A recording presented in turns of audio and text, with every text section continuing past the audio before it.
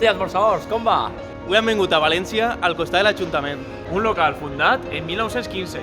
A un minut de l'estació del Nord. Esta vegada venim per tastar el seu nou entrepà que competirà en els gastroalmorzos fins al 8 d'octubre. Però primer que res, Per a picar, estornendos. supercruixents i molt recomanables, també tastaren la seva sèpia amb maionesa, que l'acaben en un poc de llima ratllat per damunt, les hildes, que la veritat que estaven molt encertades, així està Galo pegant limós, i les seues braves que porten una salsa que elaboren ells, Es salsa brava, está hecha de base de tomate, cebolla caramelizada, guindilla, laurel. i que vos recomanem molt tastar quan aneu, I patanar en bocadillo.